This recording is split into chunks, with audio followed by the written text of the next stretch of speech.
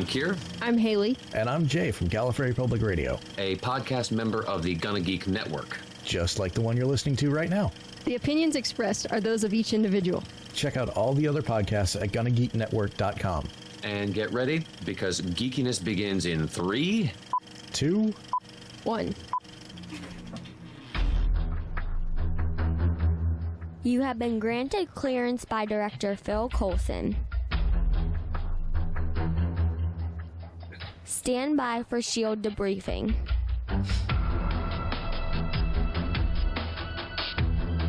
All information to be discussed here is classified and may only be discussed among agents granted clearance by the S.H.I.E.L.D. Director.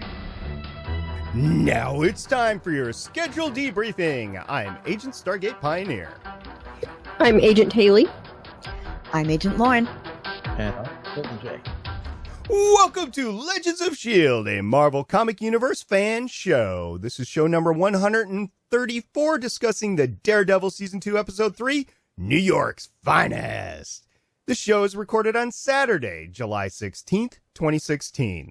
Legends of S.H.I.E.L.D. is a fan-based podcast on the ABC television show Marvel's Agents of S.H.I.E.L.D., Marvel's Daredevil, Jessica Jones, and Luke Cage on Netflix. And the general Marvel comic universe. Because of kicking ass down 5 flights of stairs. If you'd like to talk to us about kicking ass down 5 flights of stairs, you can visit our website, legendsofshield.com. You'll find all of our contact information there, including our voicemail line, 844-THE-BUS-1. That's 844-843-2871. You can also find us on Facebook, Twitter, and Tumblr by searching for Legends of S.H.I.E.L.D. You can visit our YouTube channel for the network, www.youtube.com/GonnaGeek, and that will find all of the Gonna Geek podcasts. And you can check out all the network podcasts at GonnaGeek.com. This time on Legends of S.H.I.E.L.D., we're going to be talking about our Marvel's Collector Core Crate giveaway, Women of Power. We're going to be talking about Daredevil. As I said before, we're going to be talking about the weekly Marvel news, your feedback, and highlights from the live chat room. Hey, Jay, welcome back to Legends of S.H.I.E.L.D. Thank you. It is awesome being back. It's been a long time. It has been great to have you back. I think it's been around a year. I think you were around last year for the Daredevil Season 1 watch. Yeah. Yeah, it's always fun being here.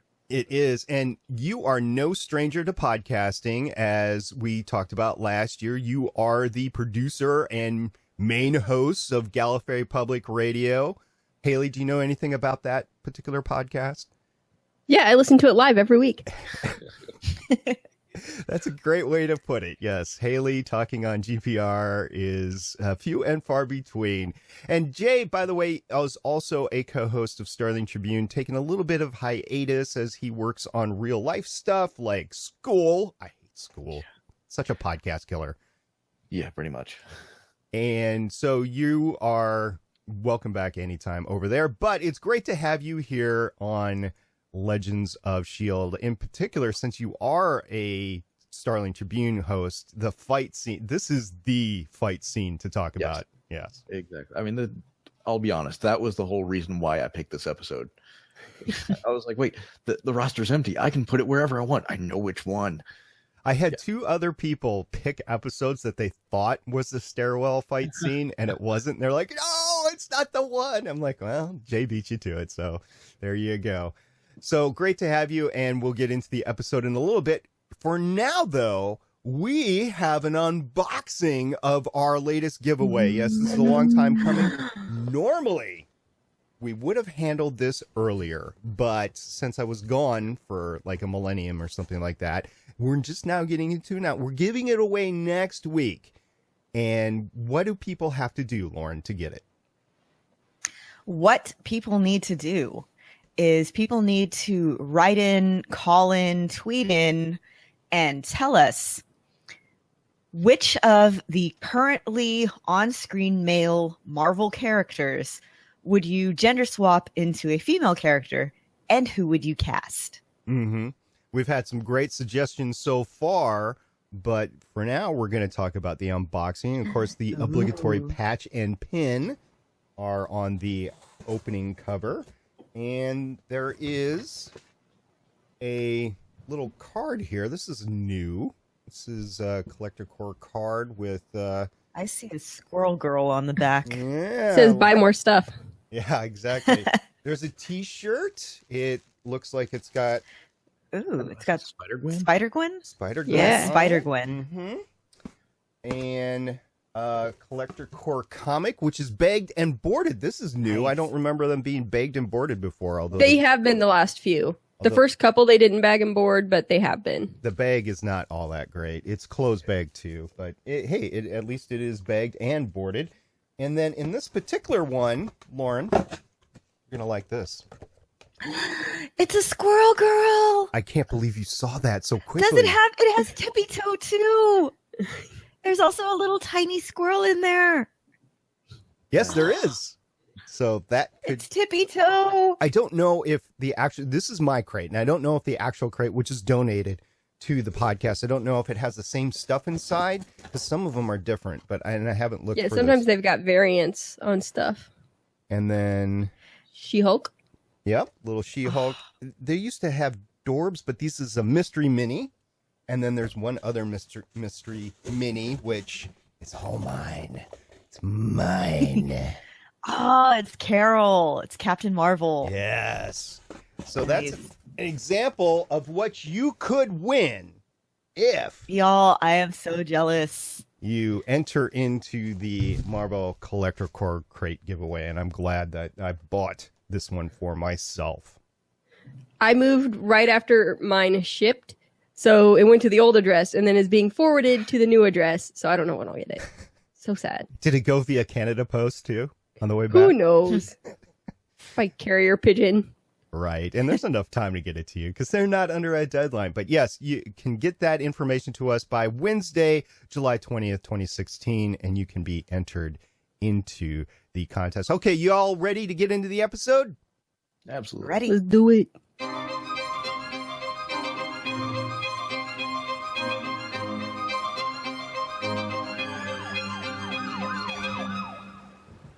You know, doing this part of the podcast has made me consciously look at the credits at the beginning of every show that I watch. So this is actually getting pretty cool. But this particular episode, it's New York's Finest. The third episode of the second season of Daredevil on Netflix was directed by Mark Jobst, who has a total of 24 directing credits. Now, it's not anything like geeky related, at least not that I saw, but he is directing an episode of Luke Cage coming up as well. And I can only imagine it's got to be a big fight scene choreography sort of thing after this one. So that'll be awesome. I don't know which one, didn't tell me which one, but he is doing an episode of Luke Cage. And it was also written by Mark Verheiden, who has a total of 20 writing credits, very experienced in the geekdom. Let's see, he's got 9 Time Cop episodes that he wrote, 9 Smallvilles. He did a short film on the Dare Shadows, I believe. I think I mistyped that in. 9 Battlestar Galactica episodes. So we all are very familiar with his work. 4 episodes of Heroes, which I didn't take a look at which season, but if it's season 1, good. After that, maybe it was just work for the guy. I don't know. 1 episode of Caprica, very hard writing credit to get. 4 episodes of Falling Skies, popcorn summer show. Liked it very much. You didn't have a lot of work to do to work with there, but I liked it. I'm sad to see it go, but it was time to go. And 2 episodes of Constantine, which I know a lot of people really want Constantine back, so that's pretty good. And then 2 episodes of Daredevil, the other one being 380. Well, by the way, why does he have so many great writing credits? He's also a producer, so he produced Time Cop, Smallville, Battlestar Galactica, Heroes, Falling Skies, Constantine, and Daredevil. So the man knows where it's at. All right, for this particular episode, New York Finest. Anybody got a clue what the title means in this one? Haven't the foggiest. No. Well, typically that refers to the New York Police Force, New York Police Department. Whenever you hear somebody refer to New York's Finest, that's, I watch a lot of TV, so. I know, but there wasn't a lot of police presence in this particular episode, so Yeah. I don't know why. I don't get it. Am I the only one? Or I mean, Jay, you said you don't get it. No, So. maybe it's because I was also watching this while I was trying to turn in a writing assignment, but I also didn't get that either. I'm wondering if it could be because you have Daredevil who's trying to, hold himself to a higher standard. Oh, could be. Than You're from Punisher, New York. maybe? Very few people are from New York.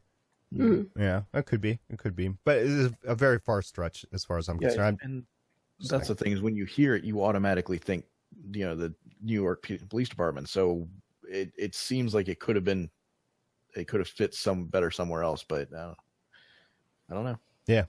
Yeah. If anybody has a I great think idea. what it probably is the more I think about it, the more it's probably just comparing both of their methods, because the one guy is just excellent at killing and the other guy is, trying his best to be better than that. They're the best at what they do. Yeah. Yeah. And then you have, again, in the background, you have Karen and Foggy trying to, do their thing. And then it's all about, the morals and everything. Foggy really came to. We'll get to that in a little bit. So that was cool. At the beginning, is this the first time that we've seen like the nuns and flashbacks? Yeah, I believe so. It's the first time in the TV show. Yeah. Yeah. And I think that, we discussed in a past episode that in the comics, at least, Matt's mom is a nun. So did we just get our first glimpse at his mother? I think when we talked about the movie, we talked about that because wasn't there a similar scene in the movie? I don't think so. Okay. I don't remember. I don't know. Have to go back and watch it. My brain is fuzzy. It's very early. All that. It is, yeah. And it's earlier for you because you're in a weird time zone now. Yep. Is it Pacific or Mountain? It's Arizona time, which is Pacific for half the year and Mountain for the other half because we don't observe daylight savings time. Oh, I see. So you're like Indiana and you don't change. You're just the same all year round. Yeah. Okay. Which if the entire country would do it would be fantastic. I think we're eventually headed that way, but we'll see. Yeah, but I don't know. hearing that for years. Yeah. It's like until I get to sleep in on Sunday, stop talking about it.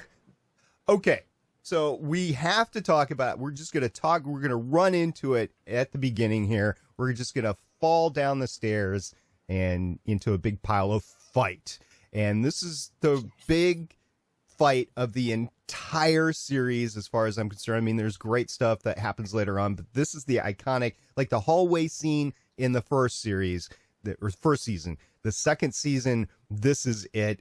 And I didn't realize it ran basically from the rooftop down to the basement. I mean, it was just one long I would argue scene. there's two big fight scenes, but this is the big Daredevil fight scene. Fair enough. So it starts on the rooftop. They're fighting over Grotto. They're fighting after Grotto. Then they fight in, at least Daredevil fights the dogs of hell in the hallway and then down the stairwell. And of course, the Punisher gets away at the end. Which, do we see that at the end of this one? I looked away for a second. Do we see that he's no longer in the elevator? No, I think that part of the scene, it just ends with Matt finishing the fight. I don't think you see the elevator again. Spoiler. Sorry. That's how it ends. But amazing stuff. Amazing choreography. I did notice a couple of breaks in it. It wasn't one long thing, but I did notice the time code of start and stop. It started around 10 minutes left in the episode and it stopped with about 3 minutes left in the episode. Yeah, so I mean, that would be hard to keep that up in one take. But yeah, the way that it was cut made it very fluid. Like it took me, like I literally had to go back 2 or 3 times and be like, okay, wait a minute. Was that all one? And then I get caught up in the action again. I'm like, shoot, I didn't look for any cuts. So it worked really well. Again, I'll have to go back to my college boxing experience. We did 3 rounds, 1 minute apiece. And after 1 minute of fighting, it was exhausting. And this is during my physical prime or whatever. 1 minute of fighting. And this was like 5 minutes. I can't imagine. It was just incredible. There's a YouTube channel called Every Frame a Picture that I'd highly recommend for anybody who really wants to learn more about how to, watch for nuance in movies. And there's this one particular episode about Jackie Chan and what makes his fight scene so special. And one of the things that they emphasize is that in his movies and in a lot of Hong Kong movies, you see the stunt all the way through. And the reason for that is because he's a perfectionist and he'll do something hundreds of times until he gets it looking just right. And in the US, you can't do that because of budget reasons, because you can't stay there and do the same scene over and over and over and over. So when you have a scene like the hallway fight or some of the longer stretches of this fight, it just goes to show how extremely tightly choreographed it has to be, because this is a Netflix series and it doesn't have a huge budget. So you have to have people like on their mark, just, and that impresses me. That impresses me a lot, especially because, you know, you have the hallway fight in season 1 and then they're like, okay, that was great. Let's move it in another dimension and move it downwards too. I wonder how many actual injuries occurred, because if it's one shot all the way through, sometimes you can't pull your punch or you forget to pull your punch or whatever, and you end up hurting somebody for real. Just like in Agents of S.H.I.E.L.D., when Daisy did her one-shot scene at the end of season 2, I believe, when she went all commando, and she broke her wrist. Broke her wrist during it. Yeah. So I wonder how many I would injuries. imagine there are more. Well, because when you've just got one move to do, you're concentrating on that one move. When you know you've got another one coming up, you're already thinking about the next move, and you're not focused on what you're doing right now. So yeah, I'm sure I know more people that get hurt. when it's with actual trained stunt people, because this is what they do, there's actually a lot fewer injuries than when you have an actor who it's not their job. Their job is to act. So I'm wondering, if there were any injuries, who was injured and who they were injured by. Well, you can even go because back. like you had Haley Atwell punching people by accident. I was just going to bring that up. You even had Haley Atwell. Oops. Did it again. Yeah, so you hear all the time about actors that don't do their own stunts. It's not just because they're worried about the actor getting hurt. Yeah, it's liability. It's not only liability for them, it's liability for the stunt people who could get hurt because of somebody who doesn't know what they're doing. Or you could be like Harrison Ford and just trip over a door and end up breaking your leg. Well, no, to be fair, what apparently happened was the hydraulic thing just kind of went haywire and actually went down and crushed his leg.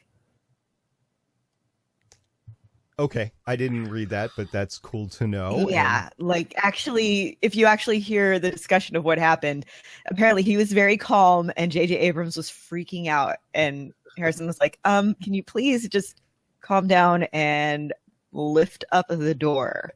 Thank you. Yeah, I could see that. I mean, the man landed a freaking World War II plane in the middle of a golf course after an engine out in the middle of the city. So, yeah. He's been in like 3 plane crashes. I mean, getting his leg crushed by a door has to be nothing at that point. The dude is a national hero. He really is. He is. So, okay, everybody. The stairwell fight scene this season or hallway fight season last scene? Which is better for you, Jay? Oh, that's, man, ask me to pick one of my favorite kids. I would have to go with the hallway fight scene from last season. Really? Just Why? because it was a new thing. That's not something that we had seen before. It was shocking the way that it was done. And this one, it was like, okay, no, this is awesome because it's taking that and turning it up to 11, but it wasn't, there were new elements, but it wasn't completely new. So as awesome as this was and as much fun as I had with it, it still doesn't live up to the excitement that came with the first one. Mm-hmm. Haley? I've seen this one more recently, so it's standing out in my mind. I don't know. I haven't seen the other one recently enough. It's hard to say. I like this one a lot. I know that because I just watched it. So my answer is I don't know. Lauren? I'm trying to weigh them. Technically, I liked this one better. It's better lit. It's, I think, a bit technically, I mean, just for the fact that it's, I would have to double check. I think it's a little bit longer. And the fact that it's better lit just scores a lot of points with me. You can see more of what's going on. But the hallway scene was a bit more emotional like you got more emotion out of that fight scene, and that scores a lot of points with me. So I'm willing to overlook a lot of the very dark lighting in favor of that. I'll go hallway scene just by the factor that I know it was just one cut. There wasn't any stops in it. It was just one long scene, and I'll go with that. But both are great. And like Jay said, ask me to pick from one of my kids. Although this week I have one kid Middle one, that definitely the middle one. would definitely get You rid have of. the favorite kid this week. I mean, definitely couldn't have a choose. favorite I kid. have a Couldn't choose. non-favorite kid this week. Let's just put it that way. I know which one. We won't disclose officially on the podcast. We'll let everybody guess. One If you thing follow- You have one kid left that hasn't destroyed a car, right? That Just is because you have incorrect. that. Actually, that kid has destroyed a vehicle, and Let's say recently. Let's say recently. Wait, I thought one of them wasn't old enough to drive yet. yeah, mm-hmm. Okay. That doesn't. Yeah, they don't Okay, drive. that doesn't technically count. Like Oh yes, I this one I've does. had experience with family members who were underage and still destroyed a car. This one definitely does. Although I was a little bit culpable in the whole incident as well. We'll get to that later. Let's just keep on talking about Daredevil. Matt Murdock starts this episode off on the rooftop in chains. Very well done, by the way, with the visions and then waking up on his back, but he's really chained to the post or column or whatever it was. I think that Like was a chimney. yeah, whatever it I was. don't know. Do Very- they have chimneys in New York? There's wood I've never burning been to New York. fireplaces in New York, yeah. Although I think a lot of them get blocked off for a while because chimney sweeping, that stuff, and fire hazards and whatever. A little bit difficult. But anyway, so I Yeah. liked how that was just, it was a great way to start it because it was very disorienting. Like you didn't really understand what was going on for a long time. And it really helped to put you in Daredevil's shoes of like, okay, waking up, what's going on? Not quite sure. It was just a great way of, conveying that feeling. we talked Also, Yep. that pose brought you back to the promo picture that was very much in the the vein of the Saint Sebastian paintings. So he wakes up there, starts screaming, and you're like, "Oh, hey, this is familiar." Yeah, we talked last time we did an episode on Daredevil about the concussions and the fact that he's recovering, whatever. The dude's been hit over the head quite a bit, and he has recently been shot. The mask still has been welded together. So the Punisher knows that he has been, Red, as he calls him, has been really beaten up or whatever. And I think there's more than a little bit of professional courtesy going on there. I think there's admiration between the two. There's philosophical difference, but I think as far as ability, I think there's mutual admiration almost. But so he's got him in chains. And do you think he had the whole plan about Grotto from the beginning? Because that seemed like an interim development. Who, you mean the Punisher? Yes. Do you think the Punisher had the plan Okay. to bring Grotto in was something that the Punisher had in mind from the beginning? I think he's had him probably since right after he made that phone call to Karen. Yeah. And the conversation just evolved into it, and he was like, okay, Mhm. yeah, okay. Yeah. Jay, you were going to say something? Yeah, I was going to say, I can see it being something that he would plan out that way. And then it was just, he wanted to he wanted to find out as much as he could about Daredevil. He wanted to, have that conversation. And then it just naturally went that way. And he was like, well, honestly, I think it was one of those things. He's like, I've got this guy over here. If it comes up, great, I'll use it. If not, we'll see where it goes.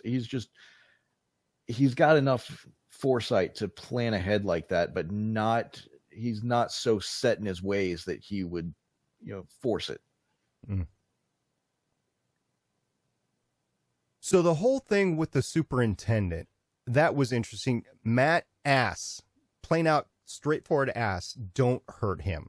And do you think the Punisher would have hurt him had Matt not asked? Or do you think he thought it was just extra complication that he just didn't want to go through, and that he was going through this just to make everything easier on himself to end with? See, I don't know. On the one hand,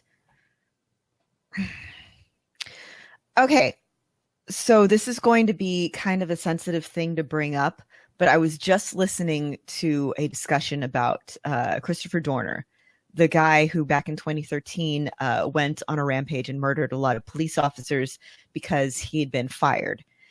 And in his manifesto, he wrote that, this was only against the police officers, and that he didn't want to kill civilians. And in fact, he did not kill a bunch of the civilians that he had taken hostage.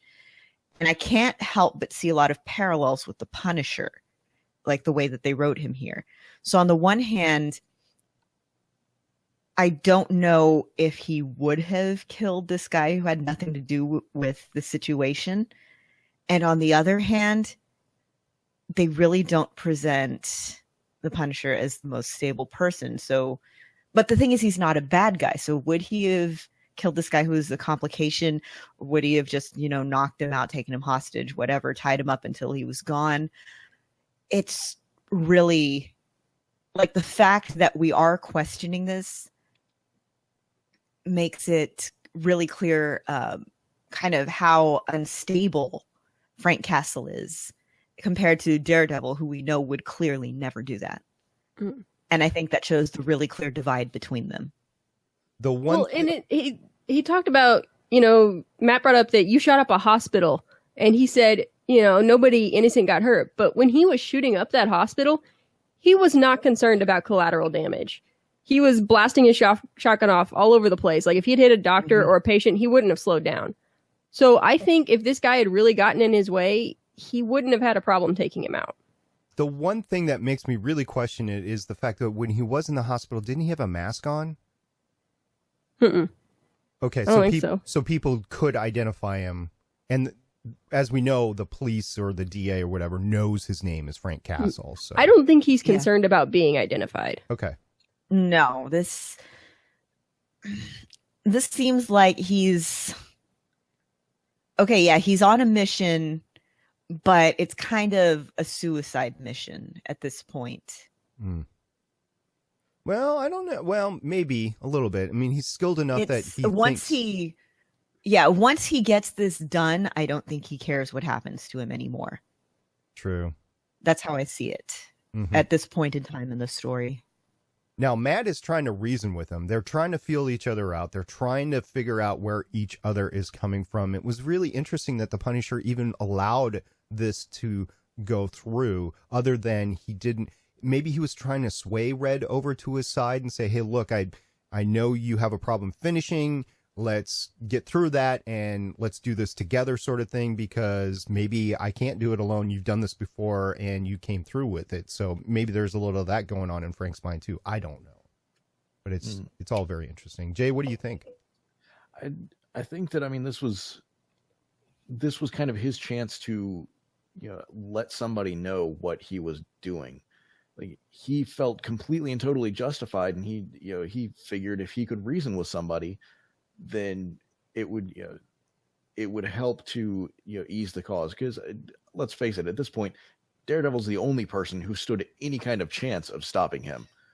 So instead of trying to just take him out, because let's face it, Frank knows that they're on the same side, their methods are just different. So instead of taking him out, get him on your side, get him to help you out, or at least step back and let him do his job. So he didn't want to have to take him out, but he didn't want to have to be facing him every time he went out the front door. So sit down, talk with the guy, explain your situation, because clearly I'm in the right here. It makes sense, at least if you've got a hole in your head.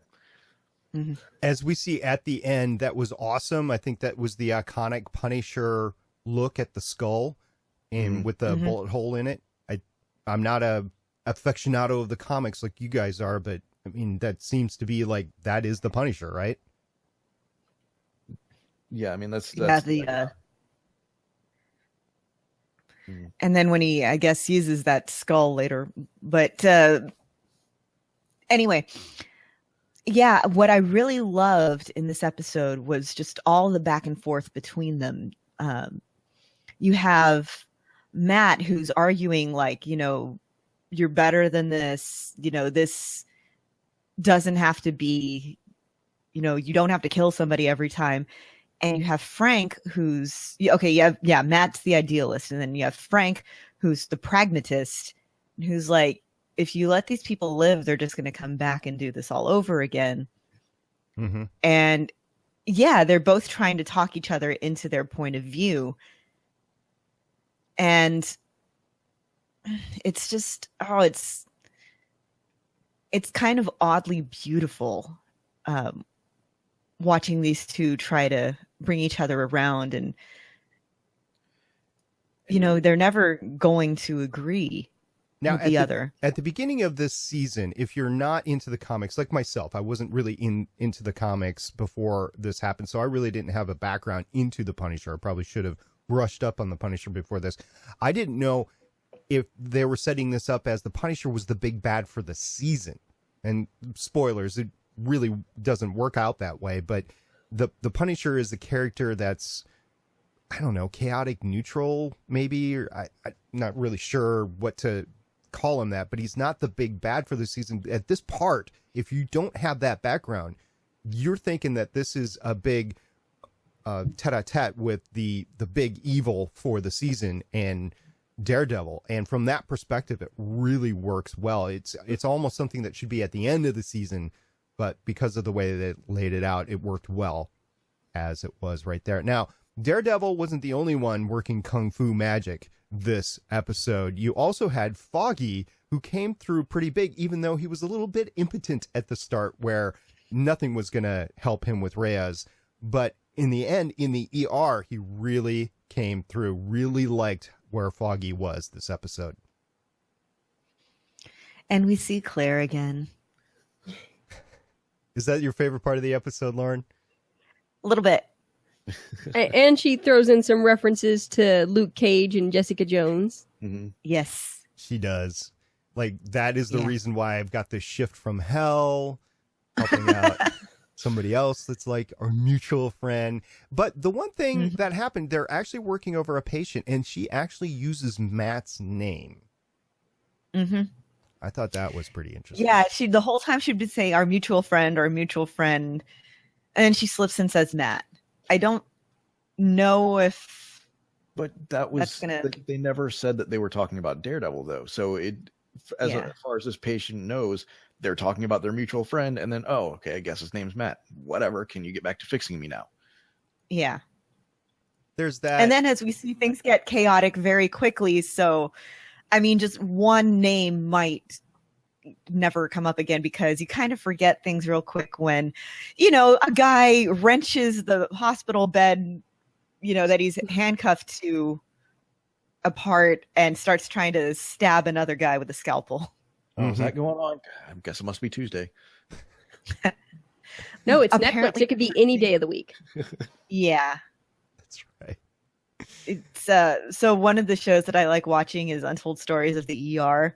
And every now and then they will have a story like that where people try to start fights in the ER. So, yeah, please don't try to start fights in the ER. Really? People are trying to get better.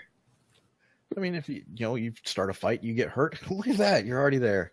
It works out well. I know. That's planning. Foggy. Those ambulance trips are expensive. That is true. That is true. Foggy does a great job diffusing the situation. And it's not like he was scared like he was when he went into the Dogs of Hell last episode. He was on point. He was just straightforward. He's like, look, and really he's trying to find Matt. He's like, just shut up, sit down, go to your corners. I need Claire to help me find Matt, or see if Matt's in the ER somewhere in the city or something like that. So maybe that's what did it. Maybe it was experience. Maybe it's adrenaline. Maybe a lot of different I feel things. like it was probably adrenaline. Yeah. Well, I mean, he's got some stone cold cojones to begin with, so that didn't hurt. And what did Claire call him? A bigger thug. He's thugging it out, right? Yeah. It's awesome. And you also have Karen just being so frustrated with everything that's going on, because, she made this promise to Grotto that he'd be safe, and the DA screwed him over, and just everything seems to be falling apart. She's got a great ability. So we're going to see that play out again later. To confront people that she's able to get information out of. She's a great manipulator, great confronter on her own right. But unlike Foggy, I don't think she has it in her to do it at the level that she did it on the spot. She went in pre-planning everything that she had to say, and she took care of it that way. But that's just how I thought of it. Still, great part of the episode, even though she's not featured in a main story, it is a main story all along to get her to the point where she gets information about Frank Castle and then develops a rapport with the assistant DA as well. What's his name? I can't remember his name. I know he comes up later. Tower? I can't remember. Henchman. DA Henchman number 1. That's funny. Well, Punisher ends up strapping a gun to Daredevil, which is, by the way, an efficient, it's a good weapon to use if you're out of bullets and you've got a gun taped to your hand. First of all, you're not going to wreck your hand necessarily because it's, taped up and it's got a strong thing in the middle of it. Second of all, it's a metal object, so a lot of the punches still hurts to get hit with. Yeah, as long as the punches he was throwing, he was actually punching with the barrel out. I was like, ooh, that's gonna poke an eye out. Yeah, it's like what's it? This brass knuckles. Right. It's like mega brass way knuckles. bigger. Yes. So he uses it to his advantage. He has to, as well as the chain and everything else he can get a hold of. So that's great. But the Punisher blows up the Dogs of Hell. Now this is a 2-part thing. He's doing it to distract Daredevil in his escape to try to get away himself. He's got this planned out. That is his plan to do that. But also he's doing it to get back at the Dogs of Hell because they're no saint of an organization, as we know. They are not fine, upstanding citizens. They're not New York's finest. No. Although we find out that Grotto himself had a secret, which the Punisher knew about, that did not justify him to continue his existence. And the whole fact that Karen was trying to save him and bring him back to the DA to get his witness protection deal, we find out that's probably for the best. Yeah, and the whole time they keep reminding you that this guy's a lowlife and he's this thug or whatever. He's a criminal and everything like that. And you're like, yeah, but they're helping him, so it's okay. He's gonna be okay. And then you learn that, and it's like, oh, right, maybe it's a good idea he was targeted. Right. Yeah, and that brings in, the doubt about, well, maybe Frank Castle's not wrong. And that really, I love the whole thing going forward through this season about Daredevil's methods versus Frank's methods and who's right, who's wrong. Well, because this confirms he's at least right about the people he's talking about. They are terrible people. And then you've got to decide, okay, are his actions justified in that situation? Yeah. And deep down, we all love a little street justice. But the thing is, how much street justice before we are the bad guys? Yeah, where do you draw that line? Exactly. And this is why, people may make fun of comic book stuff, but no, it's actually a really good look at this sort of thing. It's just kind of, a hyper reality look at it. Yay. That's right. So just going back, we talked about the end of the episode, which was Daredevil finishing the fight. We talked about Karen with the iconic picture. The other end to this episode that I would like to point out, it really was at the middle of the episode. It was Claire when she walked out of the room with her back to the room and she waved goodbye. It's not the last time we'll see her in this season, but you don't know that at this point in time. So especially with her troubles that she's had, lost her lease, we learned that in Jessica Jones, and then she was shifted on her shift in this particular time. So, her work record is not exactly exemplar, but she's good at what she does. So that is cool there. You guys have anything else you want to talk about on this episode other than it was just really cool? Nope, I think that's it. Jay, you picked it. Anything else? No, I think we've covered it all. I mean, it's a great character story up until like the last 10 minutes of the episode, just to look at the characters and their motivations and things like that. And I always love that kind of thing. And then you get rewarded for sitting through all of the dialogue and everything with just 10 minutes of complete ass kicking fun. And then we get the x-ray of Frank's head at the very end. Right. which is like the Punisher symbol. Right. That's right. And I was telling Haley right before we started recording this, like I'm kind of rewatching the fight scene just because why not? And like I was like, I really don't know which one I like better, either this stairway fight scene or the one from Civil War. Oh yeah, that's right. There's a lot of similarities between them, but they're so completely different. It's kind of hard to compare the two aside from the fact stairway. I wonder which fight scene that they will try to mirror next. So, Kaylee, I see you have your new notebook in front of you. Then for the new listener and viewer to the podcast, this is the notebook of quotes that Haley keeps of all her episodes. And this is the second or third? I think it's the second, This is right? the second. So she just finished a notebook before she moved to state.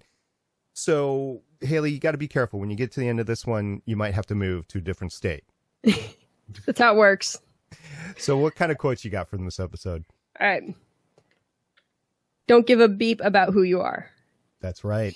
Why didn't you remove my mask? Because I don't give a beep who you are. Yeah, it was interesting from the Punisher's perspective.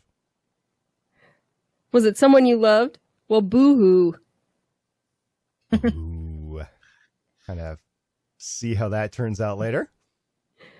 You hit them and they get back up. I hit them and they stay down. The philosophy difference between the Punisher and Red. Yep.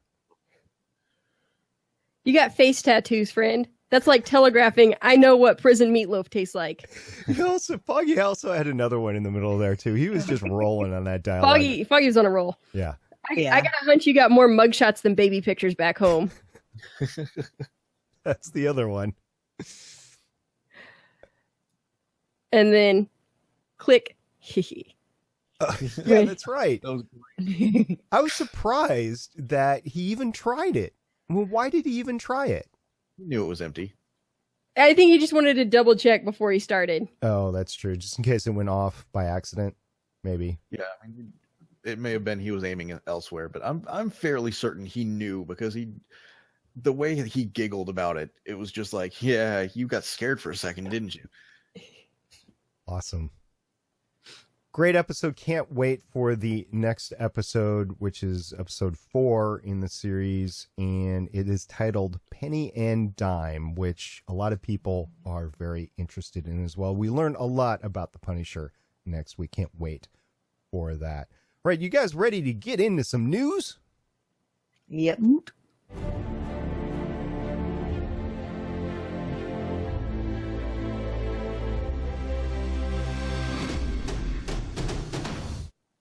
All right, the next big Marvel extravaganza next year after Doctor Strange is Guardians of the Galaxy 2. I've actually been in tune with Mr. James and looking at all of his information that he's put out over the course of the last few months as they started shooting and everything. And he's actually got a lot of philosophical stuff too. So if you're interested, go check out James Gunn's on social media. He posts really interesting stuff in addition to this sort of stuff. Right, Lauren? Yes. He just released on the 15th some concept art that has 2 notable things that I'm excited about. One is little bitty Groot looks like a Pop Funko on Drax's shoulder. Yes. And the other one that has me incredibly excited is our first look at, granted in concept art, of Mantis, who is one of my favorite characters from the comics. And I'm excited, y'all. In this picture, she's between Star-Lord and Nebula, and then there's Rocket kind of flying around, and Yondu's in the background like, woo! And it's pretty great. I'm also excited because it looks like Nebula is on the same side as the Guardians, just based on this concept would be art. Amazing. I want to see a series with Yondu and Punisher. A Walking Dead reunion. That would be awesome. That would be pretty great. As we They move, just run around shooting things. yeah, exactly, or whistling or whatever. And Yondu keeps his hand this time, which is pretty cool there. So moving on into some X-Men TV news. I saw this and was like, okay, but well, let's tell everybody what we're talking about, Lauren. Okay, so we've talked in the past about some of the X-Men TV shows that Fox has been working on, including Legion and Hellfire. Let's backtrack a little on that because Hellfire is no longer in production. Instead, the network is putting forward a pilot commitment for a new X-Men action adventure series. So far, it doesn't have a title. It will focus on two ordinary parents who discover their children possess mutant powers, and they will have to join up with an underground network of mutants. So we'll see what that's all about. Yeah, I gotta admit, I'm not super excited about this. I think there's a lot of missteps going on. But the interesting part in this was that Jeff Loeb from Marvel TV development is actually involved in the development here. So I think there's more and more collaboration between Marvel Studios and ABC and Fox, which is very interesting to note. Yeah, I was actually kind of looking forward to Hellfire because I was hoping we'd get like an actual really good depiction of Emma Frost. Mm-hmm. So once again, my hopes are dashed. Just go back and watch Wolverine and the X-Men again. Yeah, that's true. She was pretty great in that. Astonishing X-Men. Yep. Talking about the comics, we have a spoiler, which we're going to talk about if you're into the comics and you haven't picked this up yet. There is a Civil War II spoiler, so we're going to be talking about it for the next couple of minutes. Fast forward if you don't want to hear about it. But Lauren, what do we got? Okay, so it's from the latest issue of Civil War II. So this was the one that was out Wednesday, the 13th? Yep. 13th. And a character was killed. There was a preview for it a couple days before, and it was a picture from the Avengers movie, and it was like, one of these characters will die, but who? So do we want to say who it was? Yeah, let's go ahead. Okay. Again, spoiler notice. If you don't want to know, fast forward a couple, like maybe 30 seconds. It was Bruce Banner. Hawkeye killed him. Yeah. So it was a spoiler as who killed who and then who was killed. And I didn't even think this was possible, especially after Bruce said that in the MCU that he put a bullet in his mouth, but the big guy spit it back out. So I didn't even know this was possible. Yeah, there were 3 characters that I thought it would be, and he was one of them. So, I mean... And Mark Ruffalo... Of course he'll be back. He'll be Right. back. Mark Ruffalo he signed him up with just this huge deal. I think it was like 11 or 15 movies or something like that. And they've used some of his appearances up already, but he is on contract to do a lot more movies. So as Lauren said, he'll be back, but maybe they just needed to get him out of the way for a little bit. I have no idea. No idea. The thing with comics nowadays that I really don't like is the big two, especially, and Marvel has been really guilty of it lately, is that character deaths are written as shocking instead of for actual story purpose. Mm-hmm. And because, we know the characters are going to be coming back eventually, death is cheap, and it's just, it just kind of makes me angry that they're like, oh, this character is going to die. Ooh. And it's just, I have enjoyed delving into the independents recently. In the last few months going into the comic book store, I take a long time to look through all the independents because they don't have a regular stack. There's not like an Image, an IDW, whatever. It's just all in one big thing, and they don't come out as a regular basis as like a Marvel or a DC series might. So you really got to look into it and find out whatever. So it's going to take me a while. The couple that I've picked up are interesting, and I'll tell a little bit more about everybody in a future podcast. But Jay, are there any independents that you are a fan of, or are you just like Marvel boy through and through? I mean, I've grown up on Marvel, but I realize it's almost cliche to say at this point, but I mean, Saga. Right. You can't go wrong with Saga. For some reason, I just don't consider Saga an independent at this point. It's a staple. It's on my poll list. I get it every week, so that's pretty cool. a staple drawn by Fiona Staples. Oh, there you go. You picked up on it. That's cool. Haley, do you have any independents, or are you still working from Marvel Comics back in 1972? Actually, the independent stuff is the only current stuff I'm reading. So Saga and Rat Queens and The Walking Dead. Oh yeah, I forgot Walking Dead is independent too. Yeah. Mhm. All good stuff. All stuff from Image Comics. Funny Yeah. that. Wicked and Divine, y'all. Check out the Wicked and the Divine. Okay. It's I think I've mentioned it before, but I really like the way Image Comics does their digital comic sales. Instead of locking you into their app, they just sell you the file and you can do what you want with it. So you can get a PDF or CBZ or whatever file format you want, and it's your file, which I appreciate. Yeah, and Lauren, you interviewed what's his name from Image, right? Matt Hawkins from Top Cow. Top Cow, which is a part Yeah, of... who Top Cow has done some really, really amazing comics. And I actually picked up Think Tank from him while I was at Comic Palooza. Oh, awesome. Did he autograph it? Yeah. Yes. That's awesome. And yeah, so seriously, check out Top Cow. They have a really good stable of artists and writers. Yep, a lot of great independent stuff. But we are talking Marvel series, so let's get back to Jessica Jones and the fact that she's coming back to the comics. Yeah. So I'm so happy about this. So the last solo comic she had was The Pulse, which was kind of the PG-13 sequel to Alias. And it was back in the, early mid 2000s.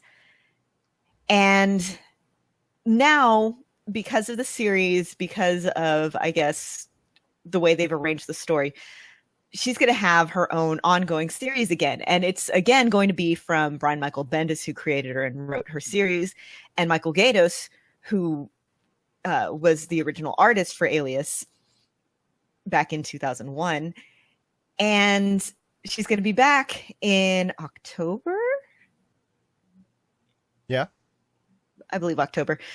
Anyway, I'm so excited for this. I'm just incredibly excited. They have a look at the cover by David Mack on Comic Book Resources, and you can see both the influence of, the original comic and the series in that she's wearing a big scarf like she does on the show. Nice. Yes. I was a little bit disappointed. I mean, I really liked the gimmick of how they brought back Hellcat to the comics earlier last year. And I did pick up the series. Disappointed in it. It really was a lot younger than a lot more basic than I wanted to go. But I'm not sure if they even completed the run. I don't know if it's still ongoing or not. I stopped picking it up. So I'm really looking forward to a Jessica Jones comic, maybe that brings in her circle like Hellcat and really pumps it up a little bit, and just really looking forward to that. So that is cool. Okay, back to the comics again. We have a change, which we talked about a little. You gals talked a little bit about last week, but Iron Man has a couple of changes, and the second one is, I actually think, is pretty big. Okay, so in recent months, Doctor Doom is no longer, the mask-wearing guy. Now he looks a little bit like Vincent Cassel. And he is now going to be Marvel's infamous Iron Man, written by Brian Michael Bendis, who's writing, kind of like every third comic lately, but that's okay. I like his writing. And drawn by Alex Maleev, who's a pretty good artist. So, I mean, we'll see what goes on. Is he going to be a good guy? Is he going to be a bad guy? I don't know. I mean, the whole thing is that the infamous Iron Man #1 solicitation text does note that Tony Stark failed, but it could just be Doom gloating. He does that. Yeah, I really enjoyed both the International Iron Man and the what's the other one? It's another Iron Man series that have been out lately. They've been really good and just centered on Tony Stark, of course, but it'll be interesting where this takes us. And with Robert Downey Jr. getting older, I mean, eventually he's going to have to stop making the movies. So I think this transition is in preparation for that. So it'll be interesting to see where they go. And then Death of X is interesting. Yes. So in the X-Men comics right now, So currently in the X-Men comics, the X-Men have all kind of been sterilized by the Terrigen Mists. There's a lot of friction between them and the Inhumans. There's two versions of Cyclops. There's the younger version of him from the past. There's the future. Well, there's the current version of him who's pretty much a terrorist and who has not been seen for several months in the comics because everyone's like, oh, he's dead.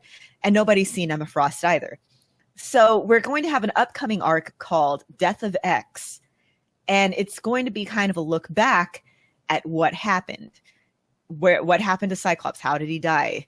It's going to be a 4-issue miniseries in October. It's going to be written by Jeff Lemire, who is great. Charles Soule, who's been writing Inhuman. And Aaron Cooter is going to be drawing the series. His art's pretty good. And yeah, we'll see. I feel like, the whole Inhuman X-Men thing is really driven a lot by the fact that Marvel can't use the X-Men in their movies. Right. So they're kind of pushing the Inhumans instead. Right. Well, I saw something that they did a preview of the fall comics, and the mutants are no longer part of that they are focusing mostly on the Inhumans. So I think that there's a move afoot in Marvel to completely cut out mutants from comics. Yep, pretty much no new mutants. All their popular ones are getting moved to other titles, pretty much. Yeah, which makes me sad. Yeah. Well, when marketing makes the decisions like this, it's frustrating for me as a reader. I know. It won't last forever, but I think it's a bargaining chip with Fox right now. That's the only thing I can think of. Just like they did with Fantastic Four, it's got to be for it. Yeah. I don't think it's even bargaining so much as, like, I don't know, fighting between the two houses. Like, Fox, well, because there's nothing I think that's going to happen that's going to get Fox to be like, oh yeah, sure, you can have these properties back. Well, the X-Men Apocalypse, I don't think did as well in the box office as they thought it was going to. And I was looking. Still made them money. It did, but less than Days of Future Past. But yes, it was, I believe, their second or third highest X-Men movie ever that they've made. And so that is true, but it is in a downward trend from Days of Future Past. So we'll see how it progresses. If you take a look at Fantastic Four, it totally tanked, and that still wasn't enough to get them to negotiate on anything to sell the rights or something. I heard that they were in negotiations, but that nothing had really come out so far. So I don't know. We'll see how that goes. All right. Let's move on to some feedback. All right.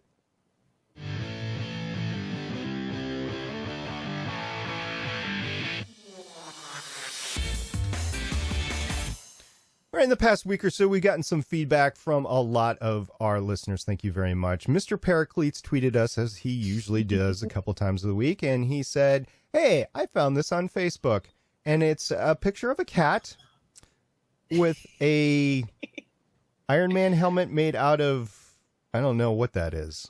A lemon. When life gives you lemons, learn to make an Iron Man helmet for your cat. It's adorable, but it makes me a little sad because cats don't like the smell of citrus. Aw. Right. This cat hates being Iron Man. The eyes are definitely so cute. Yeah. I could. Yeah. So, what would the AI be named in a cat Iron Man suit? I don't know, but you use your mouse to control it. There you go. All right. Mr. Pericles also tweeted us the news about Civil War II, so thank you very much about that. At Born to Eat Bacon, another frequent listener and contributor to the show, said, hey, he's a little feedback on last episode, which I have a lot to say about this, as you two referenced before. We won't get into that right now, but at Born to Eat Bacon said, discussing the difference in weight on the space mission is just silly. Animations are two-dimensional and weightless, so there you go. Which reminds me, at some point, we need to get your opinion on this. So, all right, we'll back up into that. You need to watch. You need to to go back and watch that episode and let us know how wrong they are. When I start to get caught up, I will definitely do that. We forgot to even bring up the fact that they had artificial gravity on there and didn't discuss it at all. I thought you did. Maybe not. I don't know. Nope. No, we were busy talking about the weight of the ship. Incredible podcast. If you want to go back one podcast, it's Legends of S.H.I.E.L.D. number 133, and these two do a great job talking about some X-Men. The Phoenix Saga. The Phoenix Saga, yeah. The X-Men, the animated series from the 1990s. Because when left to our own devices, Lauren and I go to cartoons. Yes. It was a fun We are episode totally to listen adults. to. Yeah. So at Board and Eat Bacon also said Space Pirates made me think of the movie Ice Pirates, which was probably before you were born. It came out the year I was born, and I saw it on USA Up All Night. It's definitely an interesting movie. At Andy It really Migna tweeted us, and he said how it should have ended. It was the The Civil War, how it should have ended. And I've seen it, and it's quite good. And y'all should go watch all the Marvel, how it should have ended, because it's pretty fantastic. It Just is. watch all of them. Even all of Yeah, them. just watch all of them. I have wasted many hours watching how it should have ended. That one and Honest Movie trailers. But the how it should have ended for Civil War, it definitely, like, there were a lot of things that they addressed that I had issues with, and then things that I had completely overlooked, and I'm like, actually, yeah, now that you say that, that is kind of stupid. But but because it's animated, it's funny instead of annoying. I really like the Hobbit ones too. Yeah, especially because some of the cast members of The Hobbit started like retweeting it and quoting it. Awkward slide. Another great YouTube video that I watched in the past week was by Comics Explained, Everything Wrong with Comics, All New, All Different Marvel. And if you're interested in Marvel Comics, that is definitely one to figure out or one to go watch. And I will put the link in the comics. Also, Andy Migna emailed us, Lauren, as he has been for the Jessica Jones and Daredevil series. And what does he have to say about the episode today? All right. So what he said is, if that's the same advertisement banner, then the Punisher has dragged Matt close to his loft. Yeah, that, dragging him close to home, bad idea. Punisher's half-measured talk to Matt sounds like Mike's to Walter in Breaking Bad. I wonder if that's like a deliberate shout-out. Oh, definitely. First scene we see of Foggy with Claire together, plus a shout-out to Luke Cage! Luke Cage. The redemption conversation, my favorite scene in the season so far. It was amazing. Impressive choreography in the stairways. The X-ray of Frank Castle, so he can't feel any remorse like Robert Carlyle's character in The World Is Not Enough. I can't remember if I've seen I have not. The World Is Not Enough. All I remember about it is that Garbage did the theme song, and it was great. Anyway, bottom line, great to see more about Frank Castle. 8 out of 10 cozy rooftop conversations. Cozy. Because being chained up to a column is always cozy. Love the rating. Don't kink shame, okay? Some people, I'm not gonna... Okay. Love the ratings and can't wait to read off the next one. And he has already sent in his stuff for the next 3, so we are good to go. All right, let's walk this one out.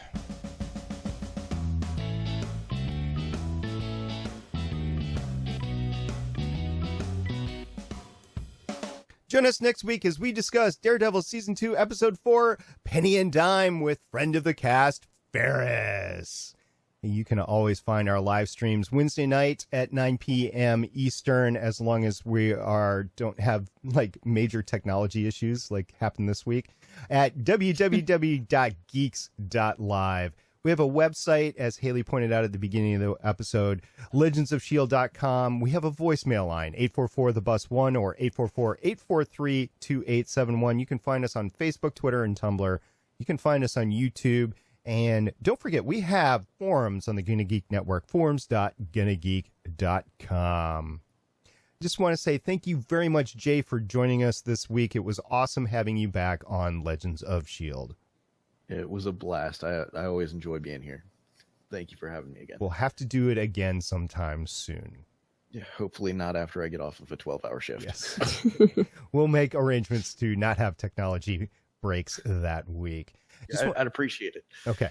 Thank you very much to all our listeners, definitely everybody on Spreaker. We really appreciate that. Thank you very much to our chatters on Blab. Since we're on a different time, we've had some new chatters. Thank you very much, everybody that's contributed.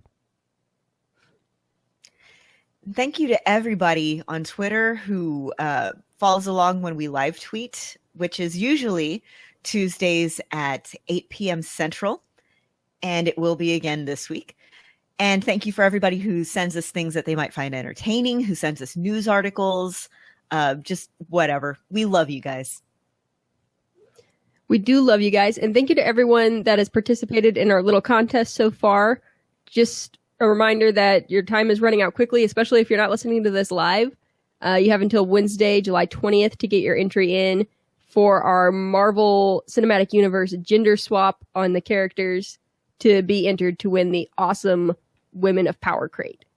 So hit us up on Twitter, Facebook, voicemail, email, anything that we'll have a record of to let us know what your entry is, and you'll be entered to win. Absolutely. Looking forward to giving that away next time. See, I keep thinking the other way, and I think, how great would it be to have Jeremy Renner play Black Widow? Until next time, I'm Agent Stargate Pioneer. I'm Agent Haley. I'm Agent Lauren. And I'm Consultant Jay. See you guys next time. Bye. Bye. Thank you for listening. If you want to leave us feedback, go to gonnageek.com and you will find all of our contact information in other shows. You can also visit legendsofshield.com where you'll find our complete archive of podcasts. The music heard on this podcast is by Kevin MacLeod and can be found at incompetech.com. The opinions heard on this podcast are those of the individual host and do not represent Legends, Stream, or Gonna Geek. Agents of S.H.I.E.L.D. is the property of the Disney Corporation. No infringement is intended.